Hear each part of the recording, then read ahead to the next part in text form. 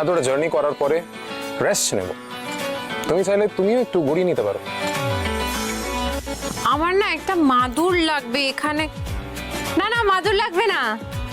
কি সুন্দর একটা কার্পেট পাতা, এই কার্পেটেই শুয়ে পড়বো আমি। হোয়াট? তুমি এখানেও কার্পেটে শোবে? কেন কেন শোবো না মাটিতে? মাটিতেই শোবো আমি, যেমন কলকাতায় শুতাম তেমনই শোবো। না সোহাগ, এখানে তুমি কার্পেটে শোবে না, কেউ যদি দেখে নেয়। কেউ কেন দেখবে? আর রাত বিরেতে কেউ আমাদের ঘরে আসতেই বা যাবে কেন? বলা তো যায় না সোহাগ, কেউ যদি দেখে নেয় তাহলে ভাববে আমি ফুর্তি করার জন্য একটা মেয়েকে ভাড়া করে নিয়ে এসেছি। দেখুন স্যার, আপনি যাই বলুন, আমি মাটিতেই শোবো, খাটে আমি শোবো না। ঠিক আছে, শুয়ো না।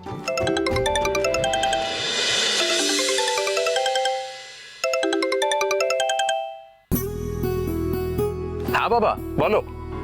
কিরে, ঠিকঠাক পৌঁছেছিলি? কেমন আছিস? হ্যাঁ বাবা, আমাদের পৌঁছতে কোনো অসুবিধা হয়নি।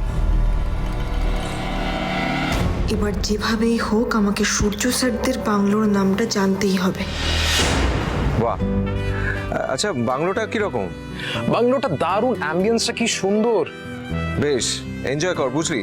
আর শোন, ওই অফিসের কথা টেন্ডারের কথা একদম মনের মধ্যে আনবি না, হ্যাঁ? যেটুকু সময় পাবি আনন্দ করবি, ঠিক আছে? আর সোহাগ কেমন আছে?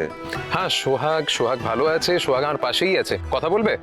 না না, ঠিক আছে, তোরা এনজয় করছিস, এখন আর বিরক্ত করবো না। আর ওকে বলিস আমি বলেছি যেন ভরপুর আনন্দ করে। ভালো থাকিস, আমি পরে ফোন করব। ওকে বাবা, রাখছি, বাই।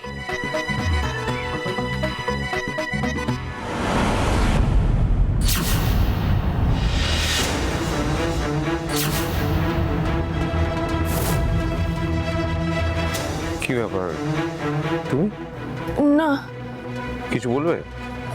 এই যে আপনার কফি স্যার।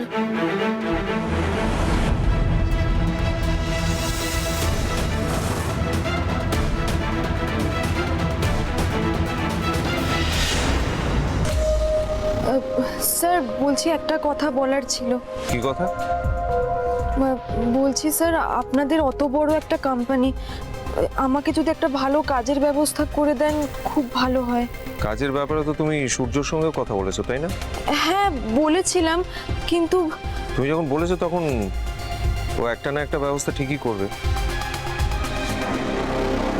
আর কিছু বলবে?